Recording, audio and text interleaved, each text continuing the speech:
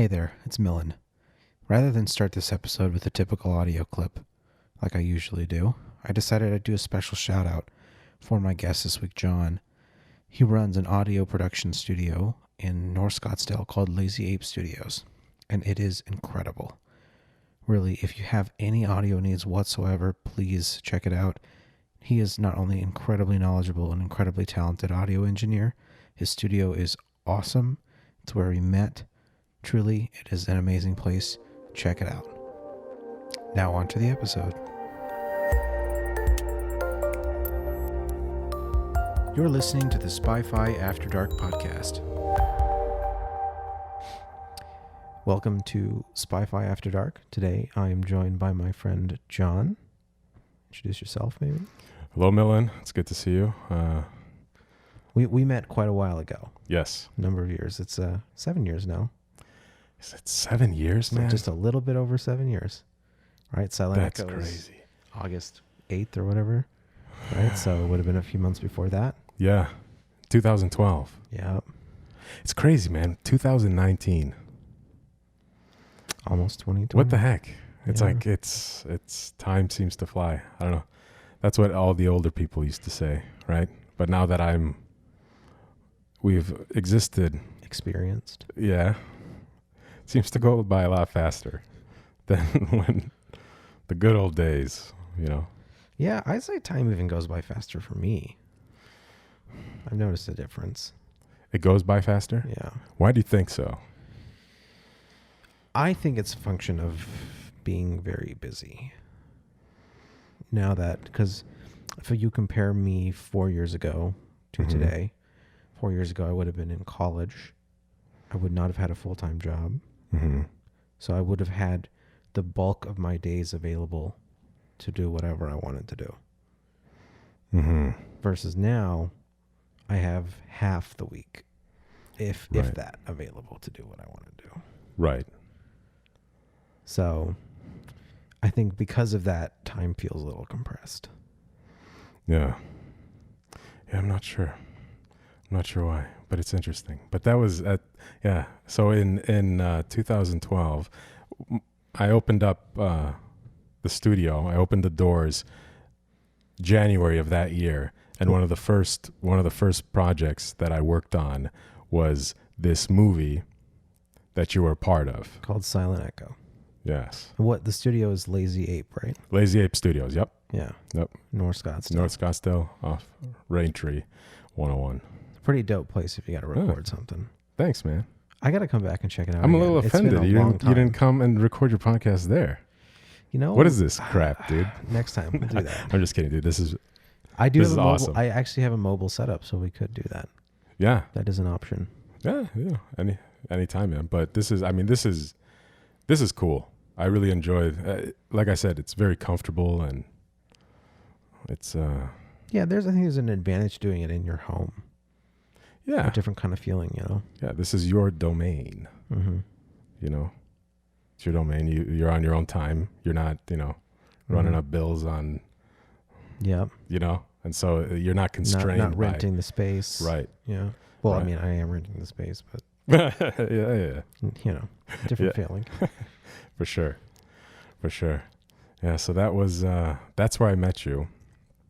And we like I said, I look back at those times. It was quite a bit of nostalgia. It was It honestly doesn't even feel like that long ago. It doesn't at all. But when you tell me that it was 7 years ago, then I'm like, what the hell? I surprised myself when I said 7 years. So Yeah. hold on, wait, 7? That's not right. No way. But it is. It's a long time. I mean, when you're 0, when you're first born, and then you're 7. I mean, that's like a huge leap. Tons of. But when you get, I don't know. Anyway. So Lazy Ape. Yes. What kind of projects come through your doors? Oh man, all kinds of stuff. Sometimes it's. I know you did a lot of music. Mm-hmm. Is that still the bulk of it? Yes. And it depends. Sometimes people come in and they just want to record. They already have they recorded somewhere else, and then they just need they need to record vocals or do this particular part, and so they use us just for that. Sometimes you do like full projects. Sometimes you work with people who already have tracks, and like a lot of rappers, they come in and they have the beat already done and they just want to do the rapping stuff. Sometimes it's just they want to mix a lot of Mastering? Yeah. Not so much with that. There's studios that, you know, I can master. I can certainly do that. However, there are studios out there that are totally focused on just that process. Mm-hmm.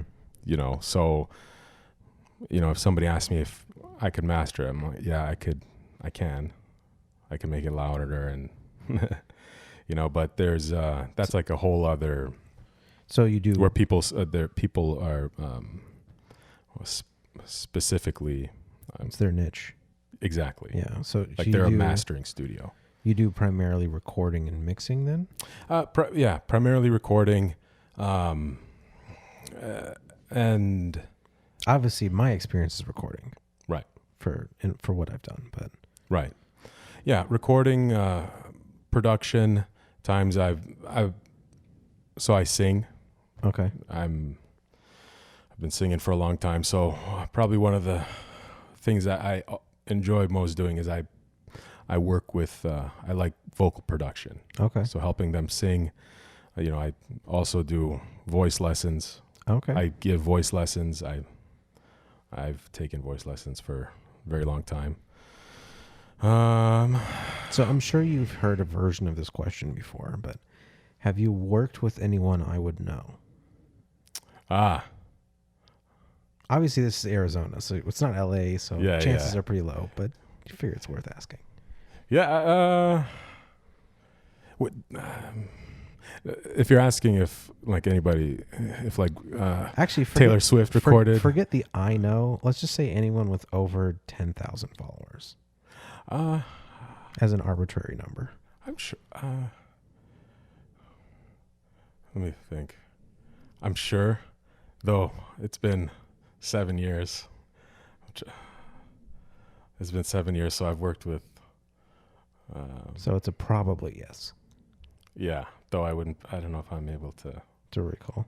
Yeah, Fair enough. but it's not like Taylor Swift or. So how But many in the people? studio, prior to me, the guy who owned it originally, who built it, he's had like Megadeth in there, Jay-Z's recorded in there. So Jay-Z. yeah, Why would he come out to Arizona for that? dude, that guy Ryan was good. I guess so. You know, It must have been something. yeah, it was good. So even though I've never recorded, you know, the people I mean, it's interesting because you record some people, man, that it's such a weird, as I think about it, like some of the people that you work with, like they're so talented, Mm-hmm.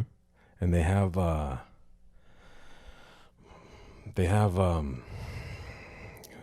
you would say that they have all the variables. For success. Yeah. Yeah. Yet, you know, Success is talent times hard work times opportunity. yeah. And maybe another couple dozen, Yeah. you know, but, yeah, so. So how many people have come through over those 7 years? How many people have come through? Yeah.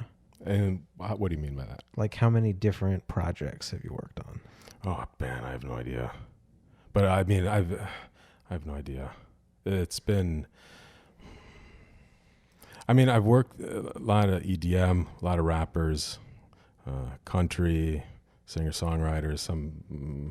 I've worked with classical people. I've done commercials. I've done audio for commercials. I did, you know, movies. I've done audiobooks, podcasts. So What's your favorite project you can recall? Oh man. Hmm. That's a difficult question for me to answer, because a lot of projects. There was I've derived much value from, I feel, from many different people that I've worked with.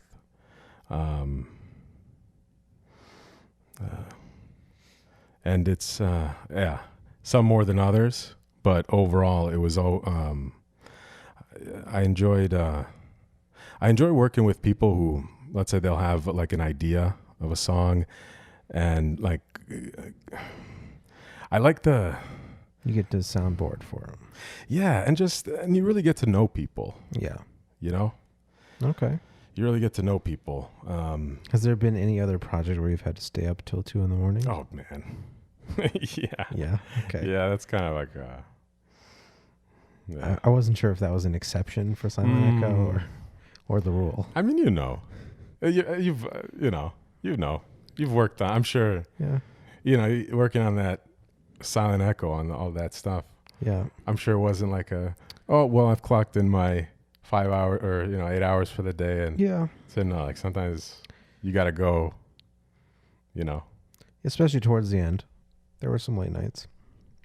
That's flattered. Nah, I'm sure. At least in my case, I actually had a lot of time to work on my stuff, so I wasn't too crunched by the end. At least not that I remember. Maybe I just forgot all about it. Yeah, maybe the trauma. Yeah. Is like just blacked out. Yeah, you. Just next morning I wake up and there's 4 more shots done I don't remember doing. Yeah. Yeah. How'd you get into that? Would you believe me if I said complete chance? Well, you'd have to explain it. Okay. So I'll let you know if I believe you. In 2010, I believe around 2010, my grandmother happened to meet and work with someone who worked at Adobe. And this person said they could give her a free license to any Adobe product. At the time, I was watching Video Copilot, which, for those who don't know, is a website run by a guy named Andrew Kramer, who does a lot of visual effects tutorials and After Effects primarily. Right. Pretty much entirely. So I wanted After Effects. That's what I chose. And then it just so happened that literally like a month later, or maybe 2 months later, a very short amount of time later, one of my friends at school said he had a friend who was doing a video project, and that was Expeditionary Force. That was before Silent Echo. Yeah, that was there. That was the one before that. And they needed visual effects stuff, and I had told this friend earlier that I had got After Effects and was playing around with it. Yeah. So I didn't really know what I was doing. Right. So I went in and then I only did like 10 shots for him. There like wasn't even a lot of stuff, but they liked it. And then a year and a half rolls by and they're starting post-production for Silent Echo production and then post-production. And they brought me on. So that's how you met. Yep. Malcolm Brothers. And actually I think Corey had gone to my school, but then left for public school, I think. Or a different private school. I went to Basis. Oh. Which is a charter school. Right. And I went from 5th through 12th grade. And I think Corey was there in middle school for some of it, but I'm not sure. Because he's the same age as me. And then I think he went to Brophy for high school, I want to say. Or Scottsdale Prep or something. Or Scottsdale Prep. It's one of those two. Yeah. But I didn't know him. I didn't know him at all. Right. I just knew this other friend, Jeff, who knew him as well. Yeah. And so that's how. So you're like, yeah, I got this program. I could, add some flashy. Yeah, add some muzzle flares. Yeah. Yeah. Yeah. Yep, that's how it began. That's how it began. And then, how come you didn't quit? Well, I mean, I kind of did quit. Did technically. you? Yeah. I mean, I could still do it. I know how to do it still. Okay. But I haven't actually done visual effects in quite a long time. The most recent instance was I had a class, a video production class. And mind you, my degree is not a video degree. What is your degree? It's a graphic design, web design degree. Okay. But it's like really broad. Mm-hmm. So it included a video production class. It's either that or I took it to satisfy an elective or something. It might have been that. And so we did a little horror short film for our final project. So I worked with the same team twice for 2 projects in that class. And so for this final project, we did a little horror short film where this guy is telling a story to his friends at their house. And then we sort of teleport into the story. And it's them out hiking a trail. We went up to Tom's Thumb, which is where we filmed some of Silent Echo. And then this guy ends up picking up like an ancient coin, and it like imbues him with this power such that when he touches someone, they freeze. Oh, dude, that'd be so awesome. So he ends up accidentally freezing and killing his friends. Oh, well, that... Right? And of course, it's the same people in the story. And then we come back to present day where he's telling the story. He finishes his story and everyone's like, okay, that was a good story. And then he says, does anyone want another beer? Walks over to the fridge, right? Everyone else is still in the living room. Goes around the corner of the fridge. He pulls out a beer, and you see his hand turn blue, and it like freezes the beer, like makes it colder, and it cuts in. That's how it ends. That's creepy, dude. Yeah, I'm creeped out right now. Yeah, so I wrote that, and then we all kind of co-directed it. The 3 of us. Brought on a couple friends to add additional actors, and then I did the effect of freezing people, which was honestly not that good. It was just a mask, a lot of rotoscoping, and then color gradient. But I have no idea. if I had really had some time, I would have like found ways to incorporate like a texture on it too, but I didn't. If you could have any superpower, is that what it would be? You'd want to freeze people? No, that's a pretty awful one.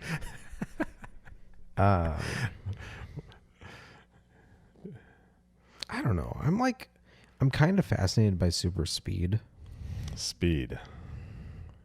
Yeah. Okay. For what? How do you think you would utilize that? Like, I have no idea. Just like saving time. I just don't have to have a car anymore. Yeah. I can save some money on that. But you need to buy shoes, I imagine. That's true. You'd have to buy a lot of shoes. A lot of shoes. And eat a lot of calories. Yeah. So it might be more. It might be more economical to have a car. Yeah.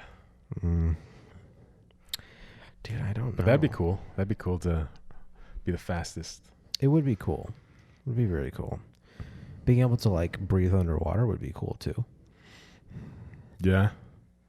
Again, to utilize it for maybe then you could go and find some like treasure and be like super rich. True. Like that's I could see that's probably what I would use it for. I don't know. To be honest, I'm not like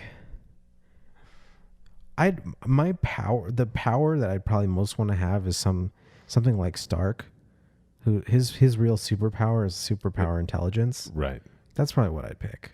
Yeah. Just because you can use that to do anything. But then aren't you already Stark? Well, if you insist. Well, dude, I'll tell you something. I was excited when you first told me about the podcast. I was excited. I think we had despite some of our differences on some, opinions on things. It's like I admired like just the way your mind operated at a level, I would say a little deeper than where most people operate at. I try. Well, it, yeah, I admire that. So I was like, oh, well, he's a smart guy. So that means if he wants me on, that means I'm not as dumb, you know? So it's kind of like a, you know. Well, but maybe I just wanted you on for your magnificent voice. Ah. Well, thank you. But, yeah, so that's one thing. It's like, I enjoy talking. I enjoy talking to people who, you know, like to go things a little bit more beneath the surface than, you know, most people. And yeah, so Yeah, I definitely don't spend a lot of time in the shallows. why not? It's more comfortable there, dude. You know, I'm more comfortable in the deep water. Yeah. Yeah. I feel like, I don't want to boast, but Yeah. I just feel like I have the ability to swim in that, and a lot of people don't, and so that like gives me a little bit of an advantage and a little bit of comfort. Like your capacity to tolerate stormy waters is more Yeah. is at a higher. Your tolerance levels are higher. Yeah, I mean, it's one of the reasons I was interested in doing a podcast in the first place. Yeah. It's because I knew that I had a wide, diverse array of people, friends and acquaintances that I knew. Right. And ultimately, I knew that if they had something passionate to say, Right. I had the capacity to comment on it. Yeah. And even if meet it's at not that my level. main thing. Right. Right. And meet at that level. Yeah. And hopefully match their energy. Right. Right. Yeah. Yeah. Do you ever envy those people though? Envy the people who. It's got to be less anxiety inducing. That's what I'm saying. Yeah. Yeah. Like a little bit. Do Occasionally. Doing this podcast, do you ever have this fear that you're gonna expose how maybe smart you really aren't? And say something stupid and bring shame to your family and your ancestors. It's a good question. We'll find out, huh? I guess. Yeah. I don't know. I think one of the other things is I have a capacity for I'm okay with being wrong. Like, you know, I know for a lot of people it's almost bothers them to be wrong. Oh, really? This is my observation. People are very uncomfortable when they realize they're wrong.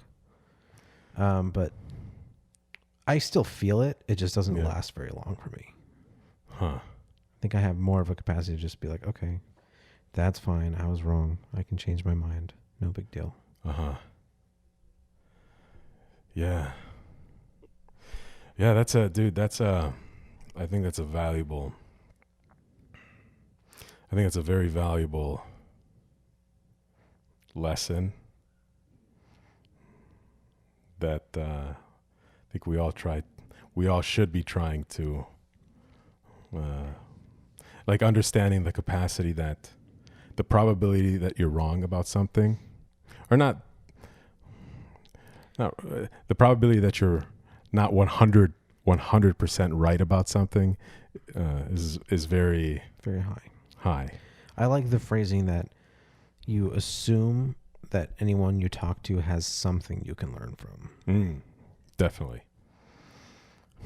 So you don't start from the place of like, this person, there's no way they have something new. You know, they're either wrong or they're not going to tell me anything I don't already know. A lot of people, I think, walk through life like that. Yeah. Because it takes a certain amount of courage to not do that. Yeah. I, as you said, I think it takes a lot of being able to tolerate the storm, right? Yeah. Being able to and understand your capacity to tolerate things that maybe in your current perspective are, you feel like they're beyond the limits of what you can, tolerate. Yeah, I've just always been very comfortable in unfamiliar intellectual places. And like I emphasize intellectual because you go outside of that space and it's a different story. So what do you mean by that? Well, primarily life, in my opinion, is divided between intellectual and emotional. Mm-hmm. So the flip side being unfamiliar emotional places I'm very uncomfortable with. Mm. Yeah. But it seems like you could traverse those pretty. I'm getting better at it. You could at least you could. I'm getting better at it. Yeah. And one of my methods for traversing it is intellectualizing it. Yeah. That's to an extent. It's where possible applying some structure that will make it easier to understand in my brain. Yeah. It's not always possible, but in some instances it is. Yeah. That's something that's hard for me too. Oh, the other component is physical. I should say there's really three. It's intellectual, emotional, and physical. Mm-hmm. Physical is kind of a 50-50 for me. So what? Okay, so how do you? Like, give me an example of each. Like what? Okay. Physical could be something like playing a sport, right? Like playing basketball. Okay. And you're not necessarily good at basketball. Like being comfortable in that space, right?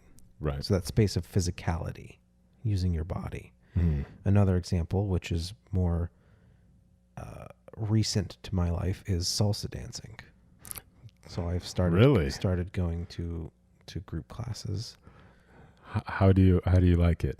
I like it quite a bit. You do? Yeah. That's awesome. Yeah. So that's a physical space, right? Mm-hmm. It's about your body and how you use it. So I think for a large portion of my life, I was pretty uncomfortable with physical spaces. Mm-hmm. And part of that, my mom certainly thinks so, but I think I agree with her, is I was nearsighted, like I wear glasses, but we didn't actually know that till I was in first grade. Mm-hmm. And presumably I had been nearsighted for a number of years before that. So there's kind of a lack of comfort with sight early on in my life, which would make a lot of physical activity much more difficult. Right. It impairs if you can't see. You're kind of dealing with comparatively, right? Yeah. Okay. So then obviously intellectual is anything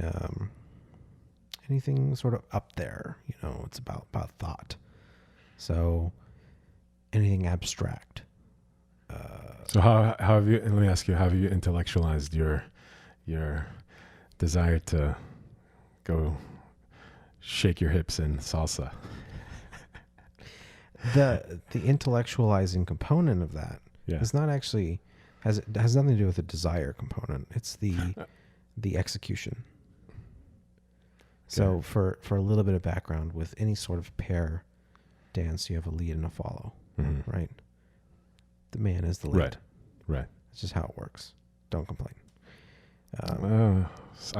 I don't care, but there might be some that may. Directing that towards the audience. Like, don't send me hate tweets. That's just, I'm sorry. That's how it works. And so when you're learning something like that, there's a lot of pressure on me in this case, because I'm in a lead position. So you have to learn a lot more for that. So the intellectualizing component comes from taking what you have to do, like the result you're trying to achieve, and breaking it down to its component pieces, and then being able to use that to create a flow. And you can sort of see a hierarchy of what needs to be done all the way to the lowest level, which is the actual movements you have to do. Mm-hmm. So you kind of abstract out the process. So you're not doing movements. Your first thought is, this is the direction I want to go. Like, what's the Right. story? This is it's like I want to move to this stance. I want to move to this position, Mm-hmm. right? You have like you set an end goal, Mm-hmm. and then in your mind, you have to break that into larger steps that can get you there. Right. And then you break down the steps into the actual movements involved in the step itself. Right. So it's like a few tiers, Okay. if that makes sense. See, so that's your intellectual side working, where you could take like simple things like dance, but you break them down into sequence, and that's how your mind Yeah. works. I think that's like I think that's what makes you Millen, right? I think so. I Yeah. don't have any evidence to suggest otherwise. So, Or to disprove it yeah. otherwise. Yeah. And then what about the emotional?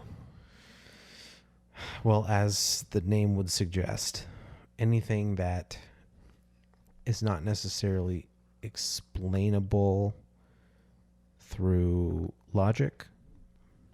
So, what's a good example?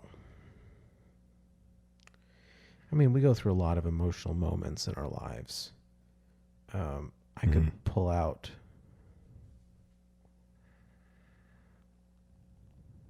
I guess I could pull out some history. So, like, Is there any emotion? Is there any like emotional, like in this sense with salsa dancing? yeah, I mean, that's honestly probably a good place to go because there's also an emotional component. There's a physical and an emotional component, Mm-hmm. right? Because you're not just there to do this thing. You're also there to meet people, Right. enjoy yourself, and Right. experience positive emotions, Right. right? Right. But along with that comes uncertainty, anxiety, Yeah. and Dude, a I'm not a dancer. whole bunch like, of that stuff. Just you telling me that you did salsa, like I put myself like, oh, I would go do, if I went to go do salsa, I'm just like, yeah, screw that. It's not. I will say it's not. It's actually not that hard to start getting into. It's hard. It's hard getting to the point where you have to learn what leading is, and how to do that. Like, I'm not there yet. I'm Right. working on that. Right. That's the step I'm on. Right. The initial thing, because they do group classes with like a large number of people, and you rotate partners, right? Mm-hmm. So just starting to get into it and like learning the basic steps, it's actually not terribly complicated. Right. Because it's really not a super complicated dance. Right. Like, I'm sure there are much more complicated ones. Mm-hmm. These basic Latin dance styles are pretty simple. They can be made more complicated, Right. but to competently do them, it's not actually that complicated. Mm-hmm.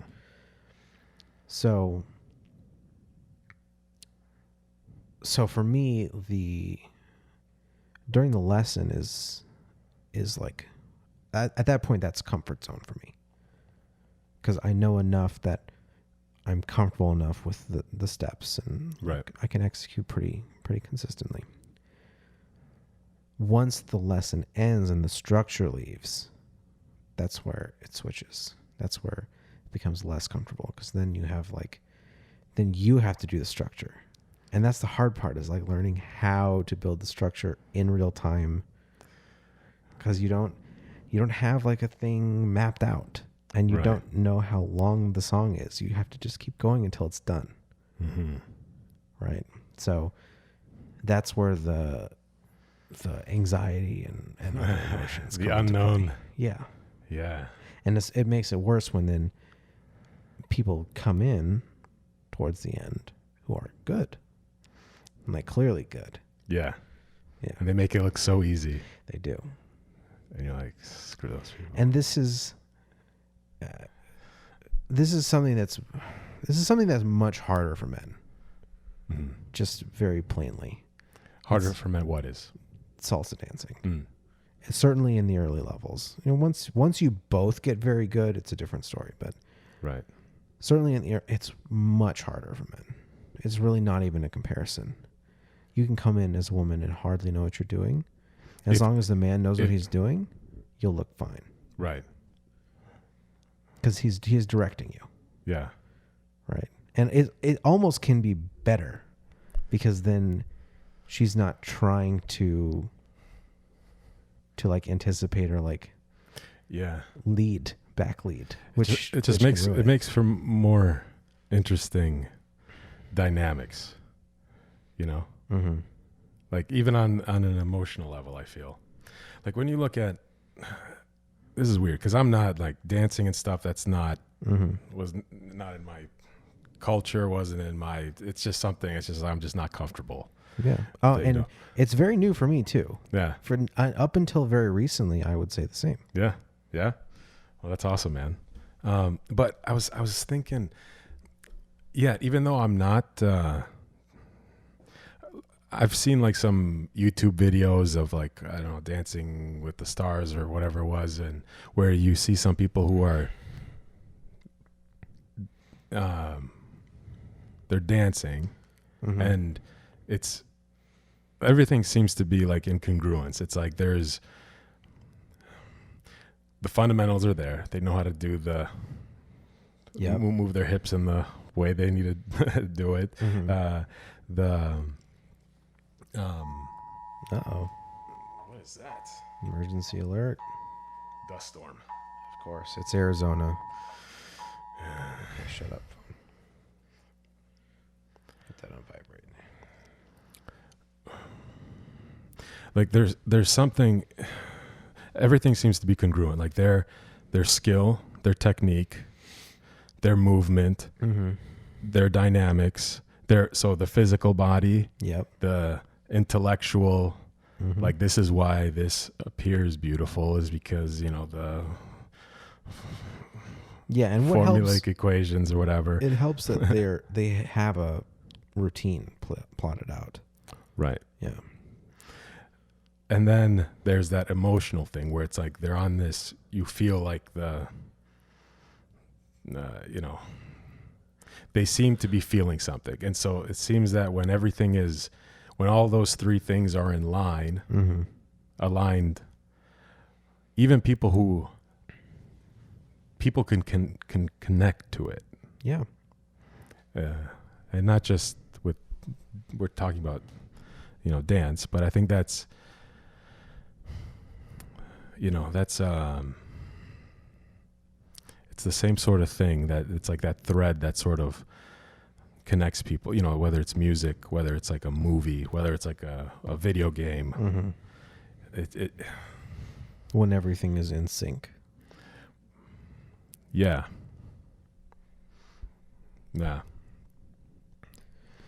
It's a very different feeling from when you're doing it in real time. Because when you're experiencing it from the outside, or what do you when what you do you experience like a production. Because if it's like Dancing with the Stars, let's say, it's a production. That's why I say like the fact that they have a routine put together that changes the context. Because they get to put in the creativity of the routine to start with, and they like design this routine around producing a performance. Okay. Versus if you're like coming up with what you're trying to do while you're doing it, it's a different feeling. It's certainly going to look different from the outside. Yeah. You might get the same feeling as the person doing it, but from the outside, it's not going to look the same. Why do you think? Because with music, for example, you have your production, but then you have like jazz, where people just True. Well, and I guess I should probably add the caveat that once you get someone who's very good, then the gap closes. And they could improvise. And they can improvise effectively the same thing. Yeah. Yes, that's true. Yeah. I wasn't factoring that in. Yeah, but it's just like that's beauty. I mean, you know, like that's art. That's what what appeals to you the most, like when you see somebody do like a crazy feat, like they, I don't know, throw them up in the air or something, and you're like, wow, the technicality of that, like that's amazing. Or is it more like the emotion, like the what that, you know, going deep, like, or the, like if you were to say look at a painting, is it, oh man, his choice of colors and like being technical and to like, you know, about why you like it, or is it more It depends on the context for me. It depends on the thing that I'm looking at. okay, So if it's something like dance, then it's an emotional thing. not a physical? As far as like my reaction to it, there's a mix, but I think it's largely emotional. That's what that's in the hierarchy of, that's what appeals to you If the I'm more. like watching someone do it, Right, doing it is a different story. But right, if I'm watching someone do it, then I'd say it's a largely emotional. At this point, there's a little bit of a physical appreciation because I know how some of it's done now. mm-hmm. But like if we were to switch to something else, like if we're talking about like a video game or a movie, then it's almost equal appreciation of the craft and appreciation of the result. Mm-hmm. Because I'm so far into knowing how they're done, how they're made. So it's equally as interesting to me to see a movie that's just well done or well executed as it is one with like an excellent story. Mm-hmm. I want to ask you, what were your thoughts on Game of Thrones? How did you feel about that? I haven't watched it. You haven't? No. Okay. All right. I would be very curious to see what your opinion on that was. Yeah. I do want to watch it. I've never had HBO in my entire life. Mm-hmm. So I could see myself signing up for HBO Go for like a month just to watch it. Mm-hmm. I think you could do a 30-day free or something. Yeah. So I could Binge. see myself doing now that it's over. Yeah. But yeah, I've heard some incredible things. I've seen some scenes, Mm-hmm. some clips here and there. Primarily the battle scene where they're in like this winter town on the shore, and there's like skeleton zombies Okay. and shit. Okay. I don't know the context for it at Yep. all. Mm-hmm. I know what you're talking about, though. And there's the giant. I mean, amazing. Yeah, Production-wise, and I've it's seen like some of the breakdown of the visual effects, and it's like it's very impressive. Right. Throughout the whole series, that was amazing. Yeah. Yeah. Well, we'll drop that then, and but I'd be curious once you watch it, which you should. Yeah. Actually, I don't know. Just let me know if you ever watch it. Okay. What you thought? What is like a video game? What's your favorite video game? Mirror's Edge. A Mirror's Edge. No, just Mirror's Edge. Mirror's Edge. Yeah. I have no. I really should say. Well, I'm gonna stick with the original Mirror's Edge. So there was a sequel / reboot called Catalyst, Mirror's Edge Catalyst, which came out like 8 years later. Which is a better game. Like technically speaking, Mm-hmm. it's improved. Right. The main mechanic, which is free running, Mm-hmm. is far more fluid Mm-hmm. and much. There's less instances where you mess up without knowing why, which was kind of a problem with the first one. And then they also added combat that's good versus combat that sucked in the first one. And story is as good, about the same, maybe even a little better. Everything else is debatable, subjective. But I would still stick with the first Mirror's Edge because at the time it was so innovative Mm-hmm. that the experience that I had playing it could not be matched with Catalyst, Mm. even though it was a better game. At Mirror's Edge, when was that? 2008. 2008. Huh. On PC or? It was on all the consoles and PC, although I did not play it until 2011 or 2012. So why was that experience so that you would say it's your favorite? I think a lot of it comes down to it was incredibly innovative. Mm-hmm. So the main mechanic was free running. You're doing parkour, and you're doing it in a setting that's really beautiful. Mm-hmm. It's this like dystopian world, but it's clean. Mm-hmm. It's like a clean dystopia. Mm-hmm. So there's lots of white and then splashes of bright color. So the art direction is really good. Even though the technical art behind it is nothing to write home about, mm-hmm. the art direction is so good that it doesn't matter. Mm-hmm. And let's say if you were to disregard all technical stuff, just in terms of story, emotion, story, like what was do you have a game that you're like, that was have you ever played a video game where the story was so good where you're just like, I don't want to get all, but you get kind of like misty eyed, and you're like, dang.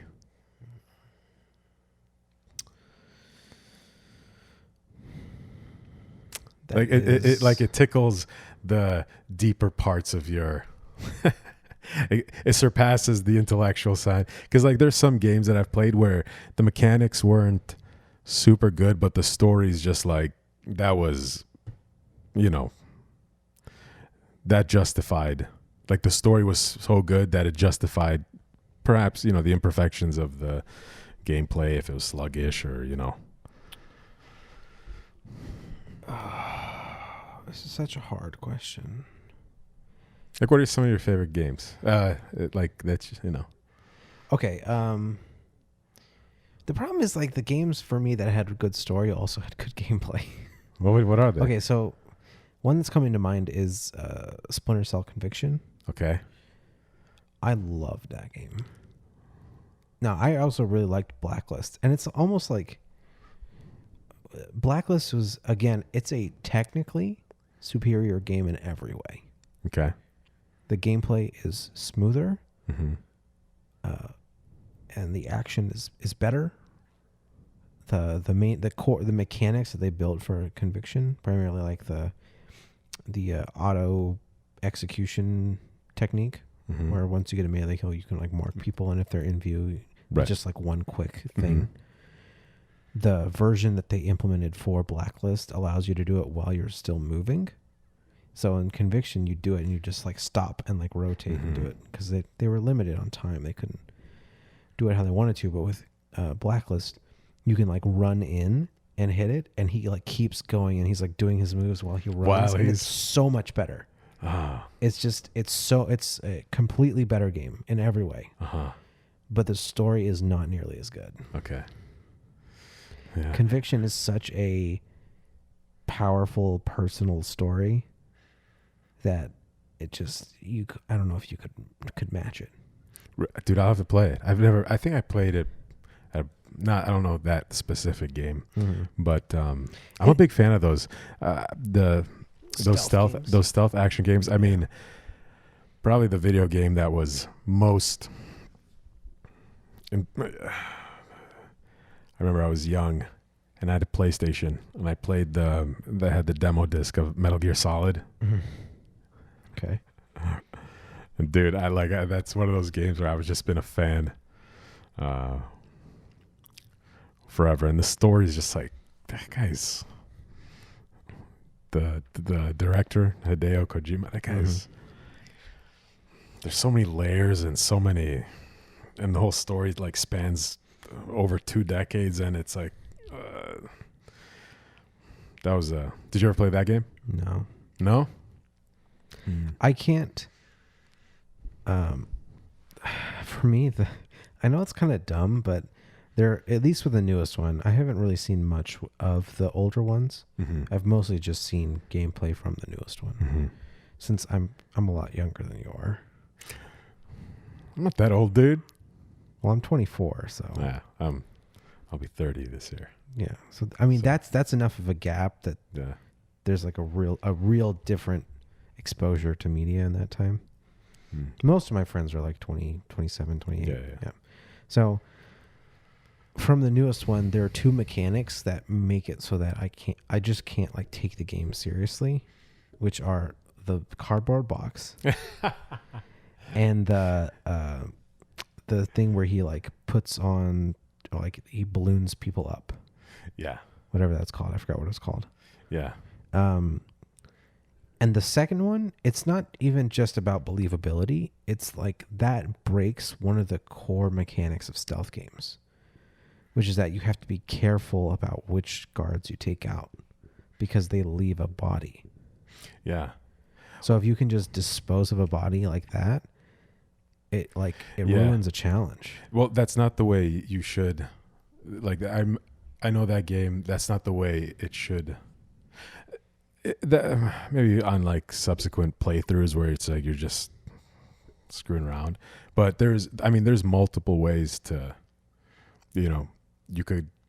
That's one thing. What it was rated such a high game. It's like you could go about the mission however you want, and if you want to, if you have to extract somebody, it's like you can go. You go and you like call in a helicopter, like further away, and you have to, and then the helicopter comes and you drop them off, and it's like you could.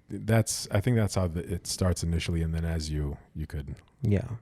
No, like, dude, you have to understand though, as a Metal Gear fan, if they ever did a game where if they did not do it, if they did not have the cardboard box, people would be Metal Gear outraged. fans would lose their shit. Yeah. So it's just a thing that I have a hard time getting over. I gotcha. I hear you, man. Because I don't have the nostalgia factor. I hear you. And that's probably even with the extraction thing, and I'm viewing this like in a vacuum because I haven't played the game, but it just seems to me like poor game design. Okay. Because it's like the core challenge of stealth games. You're just taking it away. Yeah. And it's like if your game is either so hard that you have to have that available, or it becomes too easy because you have it available, it's just poor game design. I think it's the way I see it. It's an option, but dude, I totally think you're right. It's like I think the nostalgia factor for me, because I've been playing that game since I was, the first one was, I think I was like 6, 7 or something. Mm-hmm. It's a little young to be playing Metal Gear Solid. I know, dude. It was on the demo disc, and then I don't know. I think I borrowed it from a friend who had an older brother. Mm-hmm. But that was a good game. What about? Did you ever play? Probably, I think the best story for me. Have you ever played The Last of Us? I really want to. Dude, I'm telling you. I have not owned a PlayStation since PlayStation 2. It's kind of hard when you have a super nice PC. I know. Yeah. I would, at this point, I'd buy a PlayStation for Naughty Dog's games. Pretty much exclusively. Yeah. Yeah, all those games are. And Insomniac to a lesser extent. Mm-hmm. Yeah.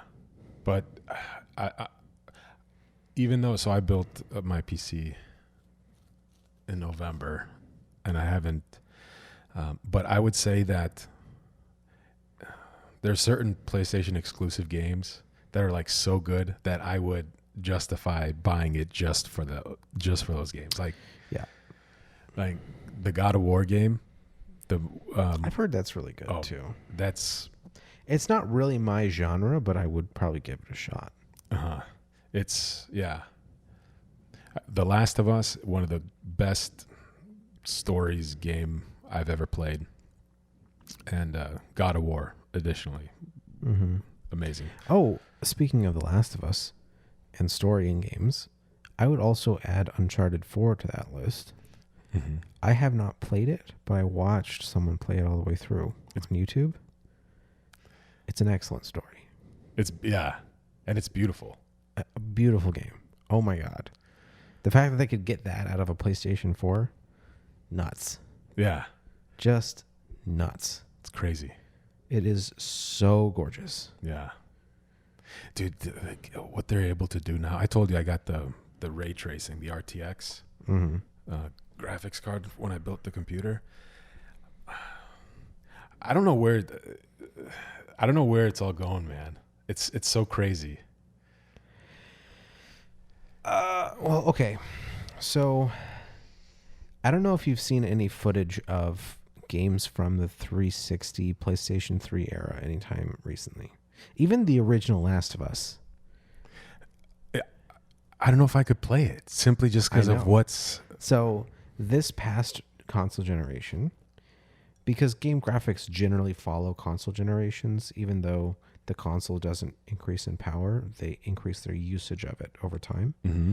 And then subsequently they apply these new techniques on PC with better hardware over time. Mm-hmm. So the last console generation, which should be coming to an end sometime soon here, PlayStation 5 and the next Xbox are coming in the near future. This generation was all about... Well, okay, so to start off, the first big innovation was physically based rendering, which is a technique for rendering surfaces according to a much more real life simulation of how surfaces work. So where before you'd have a diffuse map, which is like your basic color map, and then you'd have a specular map, which is supposed to indicate where you'd get highlights. Mm-hmm. And you have a normal map for fake depth. Mm-hmm.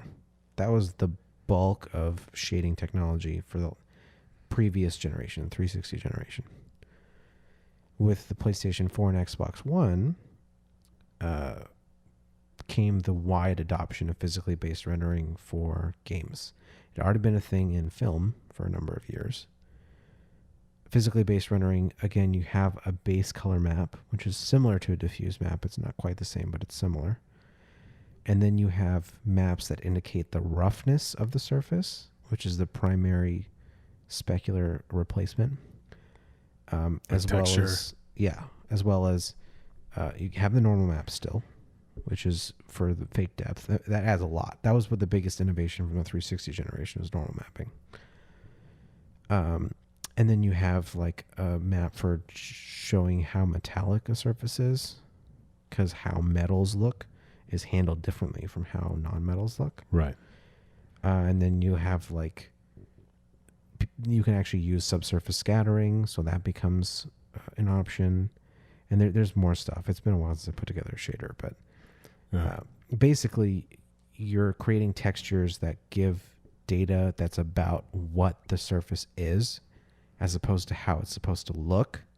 And then the rendering engine translates what the surface is times the lighting that the surface is in and calculates how it's supposed to look.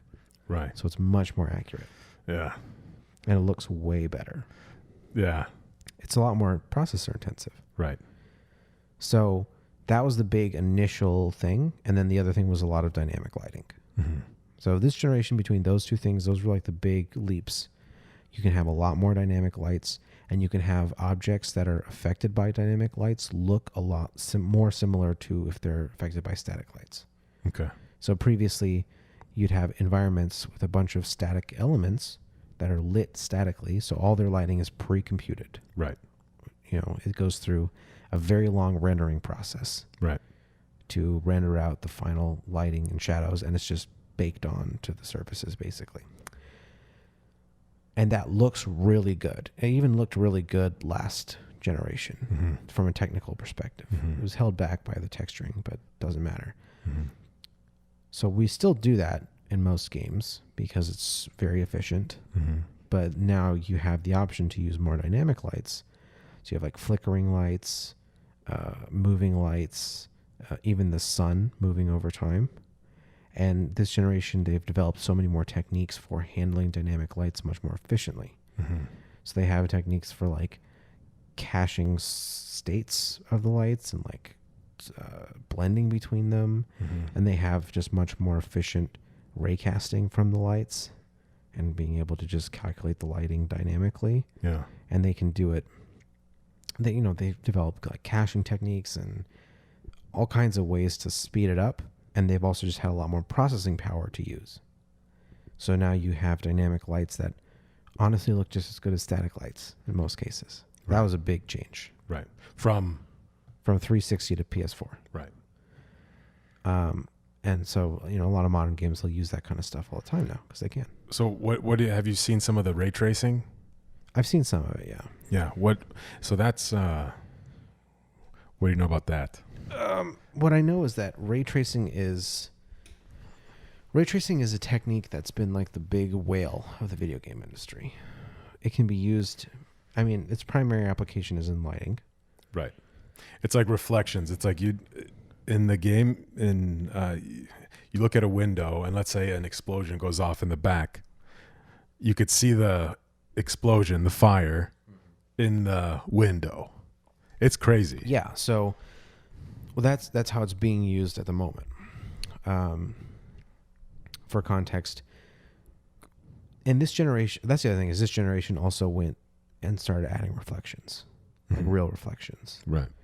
So you could do very good looking reflections of stuff that's in your field of view. But that's the big limiting factor of current reflection tech, because reflections are very expensive to calculate, is they limited reflective information to only what is in the viewport. That's how they made it performant enough to use. So if you were looking over water with some sort of facade in front of it, you could see the reflection of the facade in the water. Right. But as soon as you turn to where the facade is no longer visible, it's not going to show up anymore. Right. And you'll even notice it when you're looking at a wide expanse of ocean, and if you look at the reflections and you just look towards the edges of your screen, you'll see it fade out. Because it has no information once it gets to the edge of the screen. So it doesn't know what to put there. Yeah. And now they'll do clever things where they blend it with statically baked reflections, since a lot of engines have built tooling around making statically baked reflections much easier to calculate and automatic. So, you can kind of cover it up in a lot of cases, but you'll notice a change if you're looking for it. Right. Ray tracing on the GPU makes the calculation of ray tracing less expensive by doing it so much closer to the silicon. So instead of having like multiple layers of abstraction in software between your ray tracing code and the hardware that's actually executing it, you're getting way closer because they're building hardware cores designed to calculate ray tracing calculations. So then there's only one or two layers of software abstraction between your ray tracing code and the actual cores. Yeah. Which is why it's so much faster. Yeah. So because of that, then you can do reflections that take into account the entire environment, or at least a much larger area. Right. I'm sure there's a limit. I don't know what it is. I'm sure they're still using screen space well, maybe not actually, but I'm sure there's like some like area that they'll stop, because it's not going to do the whole scene, but it'll probably do like a large sphere around the player character. It'll calculate, I'll bet. Yeah, it's just an educated guess, but yeah, no, I think they did, because it was very taxing on the I'm talking specifically for Battlefield 5. I think what they needed to do was not put those reflections on every single surface. They had to pick and choose, and yeah, I'm sure they did that too, and that helps. So between that and like stopping calculating it after a certain distance, that's probably how they accomplished it. Right. But now you can see the reflections that are off screen. Yeah. Which is pretty cool. Yeah. It's pretty dope tech. It's crazy, man. Yeah. It looks pretty good. Yeah. I haven't seen it in person because I don't have an RTX card, but yeah, I've seen some video of it, and it looks very solid. It's very cool, but I turn it off. Yeah. I hear that it takes like 30 frames off your FPS. So Yeah, it's okay. I mean, so I was like, I would play PlayStation before, which I think it's set at 60 FPS. Probably. It's Now, usually optimized to 60. yeah, but now if I play with my PC, I think I get it's up to 165 frames a second. That's hertz, nuts, dude. and it's so 60 is good for me. 60 is Really? fluid. not if it's a competitive. Like I could tell If it's competitive, I mean, if like you're I'd playing like like a for it to be 120, but I can still deal with 60. yeah. I think I had just gotten used to playing at above like 120 stuff, Sure. and then once you go to 60, you're like, oh, it's the you big Now shit. imagine playing at 30. You can't, right? It's like unplayable. Yeah. That's the other big change from the 360 to PS4 generation is in the 360 generation towards the end, Mm-hmm. and probably even before earlier on, but certainly towards the end, they were squeezing so much out of the processing power they had available to them that they could only target 30 FPS. Yeah. So there's no games running at 60 FPS on 360 PS3 towards the end, Yeah. pretty much. But with PS4 and Xbox One, since they had all this new power, they could target 60 FPS again. Yeah. Yeah. It's great for like story-based games with like campaigns and stuff. What's great? 60? Yeah. Yeah. Yeah. Like that's It's fine, certainly. Yeah. it's tolerable. Yeah. It's good. At this point, I don't play a lot of competitive stuff anymore, so 60 is more than acceptable. And I would rather have more graphics quality. Mm-hmm. I'd rather pull out extra graphics quality and lose a few frames, Mm-hmm. drop down to 60. Yeah. When you have time, what do you play nowadays? Oh my God. I really don't play a lot anymore. Right. If I were to play anything, it would probably be, I mean, it would probably be Minesweeper, but that doesn't really count. Come on, dude. Insurgency Sandstorm is fun every now and again. Ah. Primarily, if I really want to get lost in a game, I like strategy simulations, like city builder type stuff. Mm-hmm.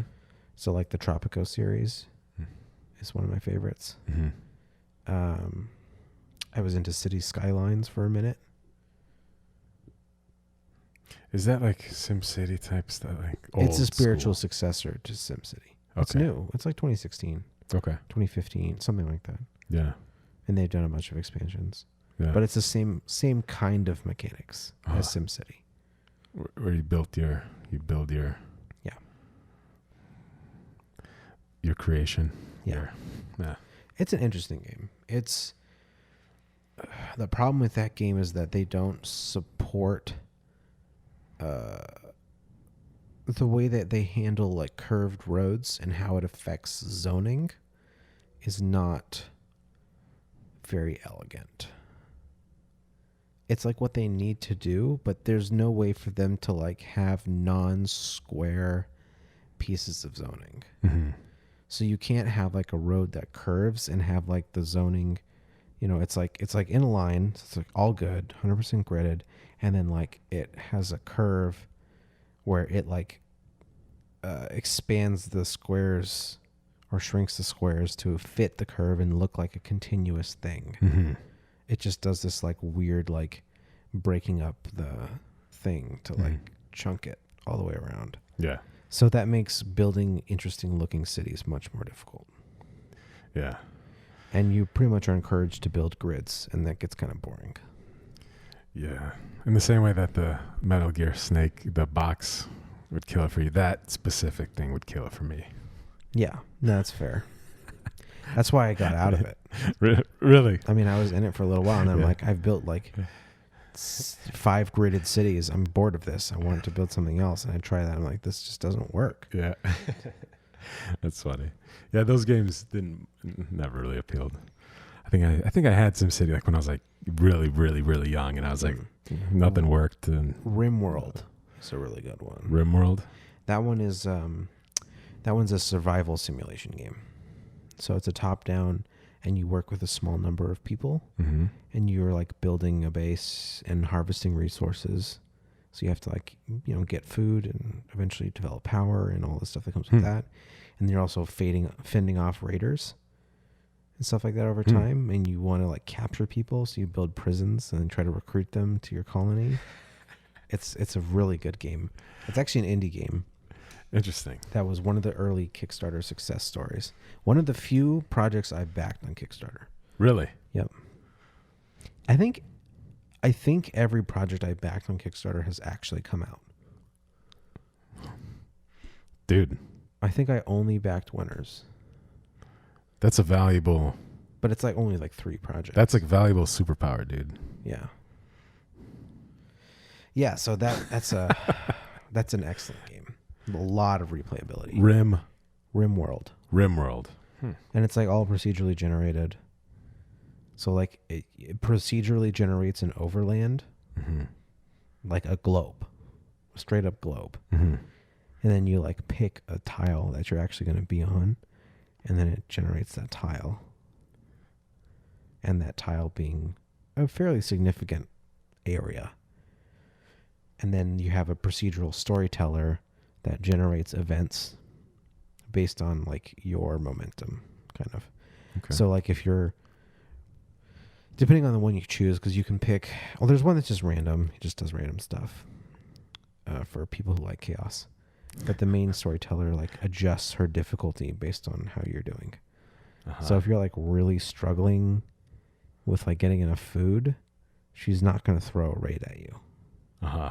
But if you're like doing really well, she's like, okay, time to send some raiders towards this guy, What type of economy do you build as you play God? It's so there is like trading involved, and ultimately you get to the point where like the resources you're trying to get medicine, which you can grow herbal medicine, which is reasonably effective for most things, but to get higher level medicine, you have to use a component that you can't produce. You have to buy or find. Right. So that becomes a key mechanic, and then the end game is you're supposed to try to build a ship to leave. I've never gotten there. Interesting. Most of the game is around like making sure you're growing enough food, or hunting for enough food, cooking meals to survive long enough to at least to get the hell off. Exactly. And then there's like caravans, so you can like make caravans of your guys and send them to a different tile. Yeah. It sounds like Elon Musk's idea of what he's trying to do. Go live on Mars. Yeah. Yeah, with that part of actually one of the big challenges of going to Mars, like he says, is you have to find ways to produce the resources you need on Mars. So yeah, in that sense. Yeah. That's one of the big challenges for it. Yeah. Yeah. Do you think that's going to happen? 100 years from now? Oh, yeah, 100 years for sure. I don't know what as a result of the doom of global warming? No, I don't think we'll move to Mars. But I think we will go to Mars in the next 20 years. Dude, Mars looks like it sucks. Probably. Like, it's kind of like Arizona. Certain parts, like it's like the worst aspects of Arizona, except it's also everywhere freezing cold. Yeah. Yeah. But I think we'll go within the next 20 years. Yeah. And I think we'll set up a base when we go. Base of operations. And they'll have like a fuel mining operation, because that's the main resource they have to get, is they have to get enough fuel, produce enough fuel to launch rockets back. And that's part of why Musk's technology is so important, because if they can use reusable rockets, then when they enter Mars, they still have rocket, they can reuse it to go back. I wonder how that's all going to work. Is it so? Who claims that territory? Is the first person that gets there? That's a good question. Is it Elon Musk? So now he owns a planet. Is it? Are we gonna start another war with other people? The U.S. goes to war with Tesla. Yeah. Pretty crazy concept. It's probably going to be like an international waters. Hey, dude, that's it. That sounds like a good video game idea, right? Yeah, could be. There's something there. Like the Exploration of Mars. well, or yeah, or And like the the early battle. days. You know, the battle between setting Tesla up territory. and the Yeah. world. Uh-huh. I think it'll probably be treated like international waters. So it's like everyone's land. Like no one has a claim to it per se. It's more like we have to work together to even survive on this planet, so we'll just do that. Hmm. But then over time, Ideally, sure. over time we'll see. And I'm just curious what the end game is. Like, what is the point of going there? Is there a resource we can get there that's hard to get here? You know, like what's the point aside from just scientific achievement? I don't know. Like I said, I don't think we're going to move to Mars. Well, if if the world comes to an end, or the Earth starts to die off, some people want to. I've heard that. Yeah. But maybe there's resources, or I think the Earth will be fine. yeah, I think we'll fix it before it gets too bad. yeah.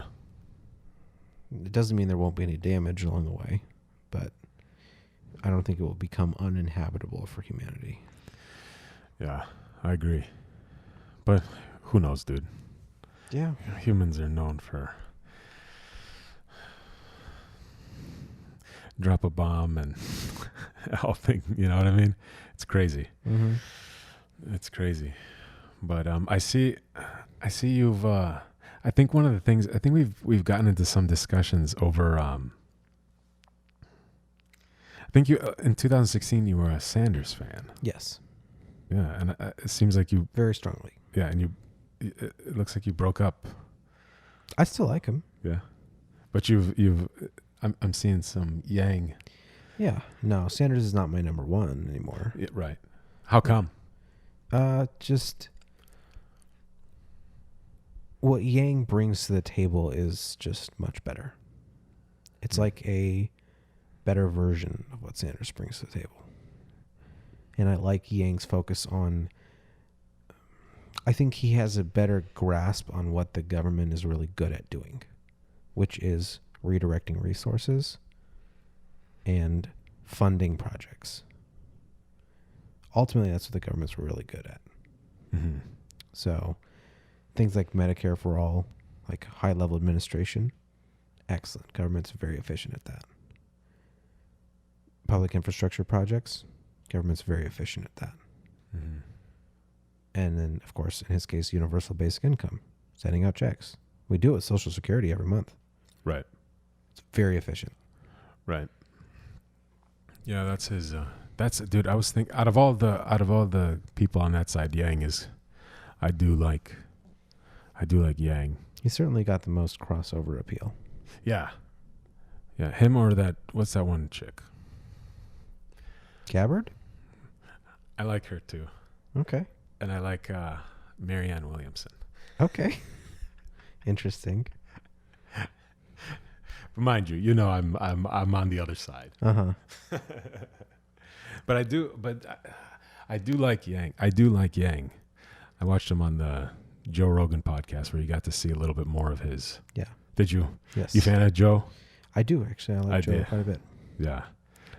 Joe is, his podcast is really interesting because he's a chameleon.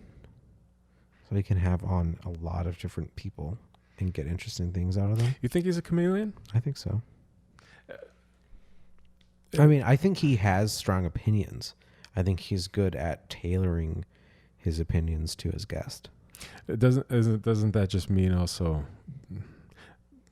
just respect? Like A little bit. despite that you may disagree with somebody, it's like simply because I may disagree with you on something, it's like it's not that I'm a chameleon when I don't like enthusiastically fight back or something, or you know what I mean? Well, I mean, being a chameleon is not a bad thing. Okay. Like knowing how to do that can be a very useful skill. Right. Because you don't always want to be fighting. I mean, it's not sustainable.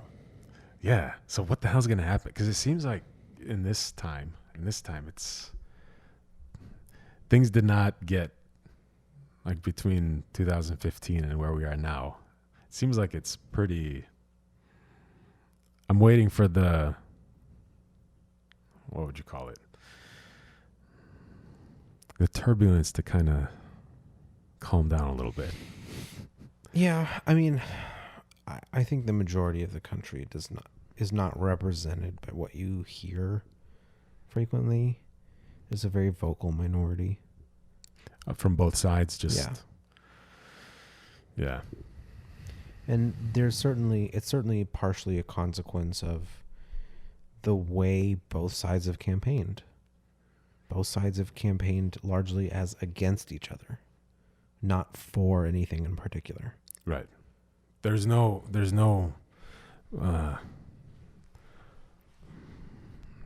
cause that's what do you call it?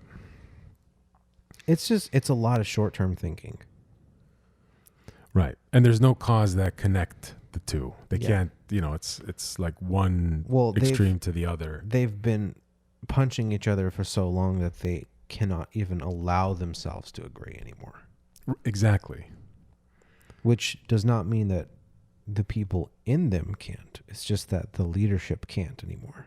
Right. The people in them still have the power to do so, and we could decide to change it, but that takes a lot of time and effort. How much time? What is your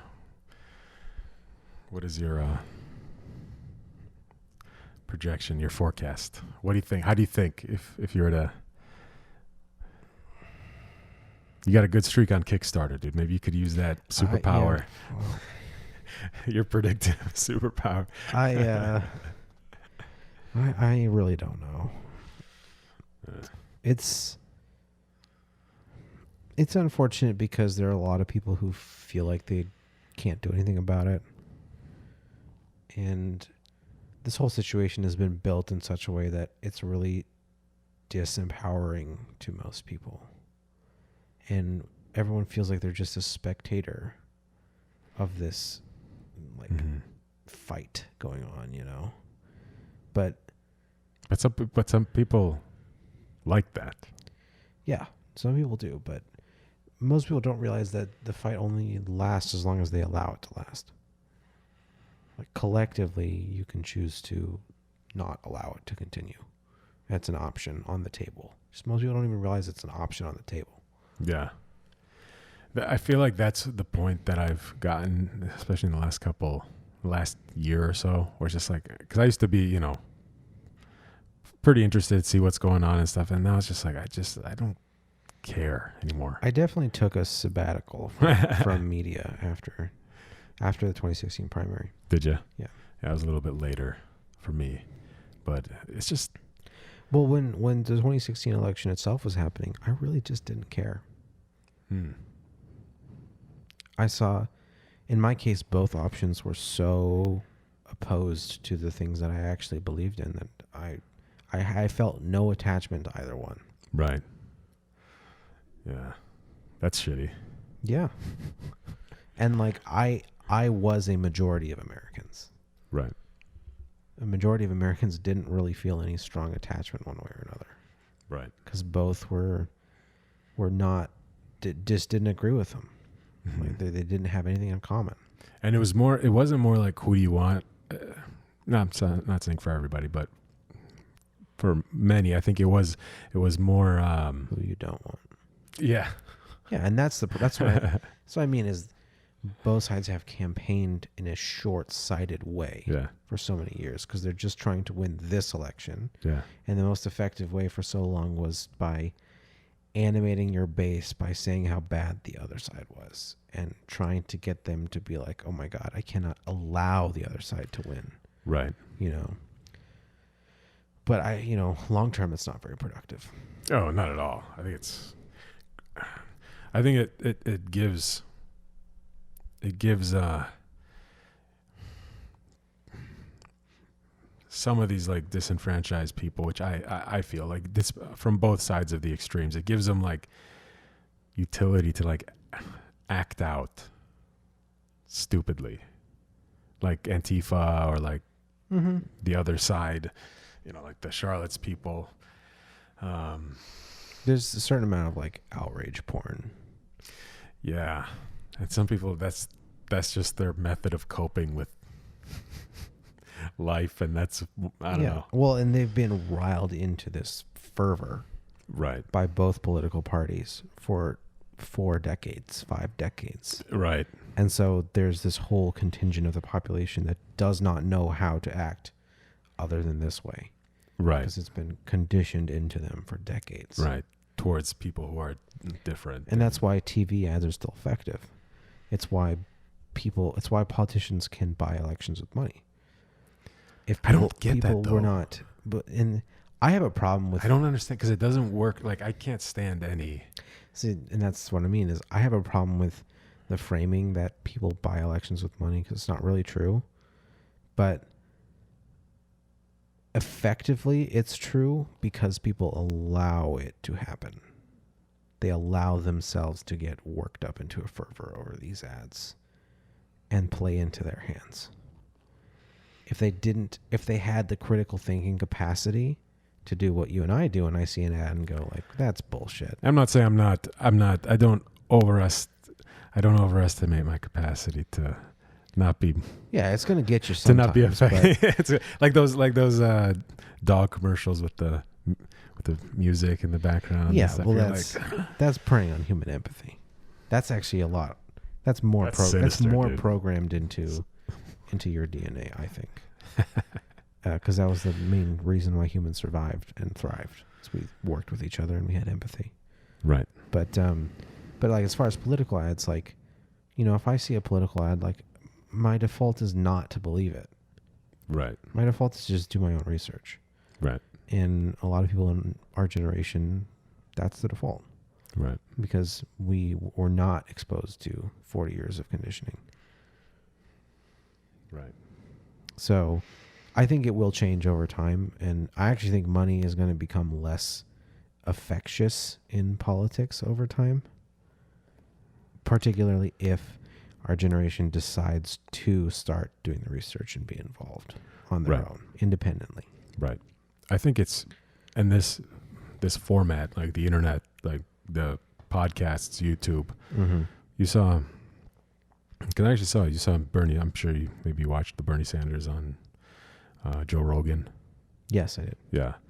I actually really like that. Yeah. And it's, even though I'm not a fan of Bernie, it's like, I appreciate that format.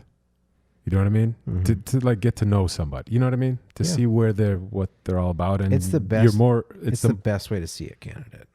Yeah, and it's the most effective way if you really want to get to know somebody behind the sound bites, behind the And it's what's interesting is if you have like a quote unquote establishment candidate, they're going to struggle with it because it is so difficult to make up bullshit on the fly. Yeah. And if you have to do it for 2 hours straight, that's taxing. It's taxing, but I think they do it, man. They could. I think they just do it. wouldn't be able to do any fundraisers for the rest of the night, so their campaigns won't allow them to do it. Yeah. I think that's... No, I think you can measure a lot by how much someone says with how much time they have to say it. So that's another thing that I really appreciate. That's something I really appreciate about Yang is that in every debate he's had the least speaking time by a lot. Right. And yet somehow he's said just as much with a lot less time. Right. Because he's not having to equivocate or formulate an answer. He's just saying what he genuinely believes. Right. No filter. Right. That's just him. Right. So there's no processing power going on through his brain to like, how do I phrase this in a way that's going to be good? He's not doing that. So he can say so much more, so much quickly. Do you think in that same line, don't you think that's, even though they're totally different Do you think that's exactly what you just said about Yang is what some people found appealing about Trump? Absolutely. Yeah. Yeah. I think it's one of the biggest reasons he was appealing in the first place. Right. Despite some of the stuff that he says. Yeah. No, I mean, my thing is people are attracted to leadership, period. And leadership can come in a lot of forms, and there are a lot of ways to fake it or fake competence or look like a leader when you may or may not be one. And so I think a lot of what he did gave off the impression of leadership. Yeah, that he particularly that he survived so much. Yeah. Like, I mean, he's survived a lot. He's running circles around the media. He's getting them to do what he wants them to do without asking them. Right. Like, there's a lot of stuff that he ended up doing that signaled qualities very similar to leadership, even though I don't really think he's a terribly good leader. Yeah, He's just good at faking it. I could understand that. Yeah. I could understand that. I mean, realistically, just off the turnover rate of his office, that's one of the biggest signs of a good leader is low turnover rate. You could also make the argument. You could also make the other end of the argument, though. A good leader will, I'm not saying, I'm just playing devil's advocate, but it could also, I'm saying you could also use the other end of the argument where if, somebody loses if they're not right for it, you do what you got to do, and what do you call it? You prune. Is that the right word? Yeah. No, I see what you're saying. It's a matter of scale, though. It's like yes, if it happens a few times, absolutely. But if it's happening so often, it's like that. It might be an indication of something. That's saying that if someone's an asshole, someone's an asshole. But if everyone's an asshole, you're the asshole. Yeah. That's the concept, know. So that's one of the, certainly like in corporate America, leaders are large. One of the big things they're judged on is what is your turnover rate. So if your department has high turnover, it does not look good for you. Right. Well, you have to ask the question. Well, what's the reason? Mm-hmm. Well, who's the asshole? Even regardless of reason, just having a high turnover rate increases the probability that you're a bad leader considerably. So it's just an indicator. It's just like a data point. Right. I agree with that. A data point that has ultimately, historically, had a lot of accuracy. Yeah, I could definitely see that. And I agree with that. We'll see, man. Yeah. We'll see. It is what it is. I'm certainly not as quote unquote outraged as most. Yeah. That's good, man. Life's too short, man. Yeah. Life's too short. Because it's very easy to go there, you know what I mean? Mm-hmm. And it's just like, there's got to be more to life. At least, there's got to be more. We should conduct ourselves in a way that increases the probability for us to be not so outraged. Yeah. Which means, turn off the TV or getting off. Yeah. I mean, I'm trying to do my best to build a sustainable life for myself and put myself in a position to do good for others. That's kind of my philosophy. It's a good one. It's hard. Yeah, it's not easy. It's hard, man. But I think that's, at least it's a good ideal to keep at the forefront, of your consciousness, do good and be nice. As this podcast has been a very nice experience, dude. Mm-hmm. Yeah. I think we're at a good wrapping point here. I think so. How long's it been?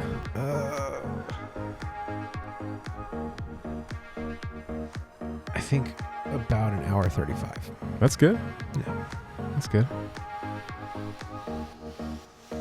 So you have any final thoughts to add? No, man. That was a good. I think this is a cool thing that you're doing. I don't think I have anything. Nothing comes to my head. Okay. Besides the fact that I appreciate this opportunity. All right. You want to plug your studio? Yes. If you are looking for anything audio related, it's lazyapestudios.com. You could send an email or shoot me a text, and we'll meet up. We'll talk. And though it's been quite a while, I can personally vouch for the incredibleness of the space. Thank you. It's Thank very you. cool. Yes. So again, lazyapestudios.com. If you'll find us there. All right. Until next week.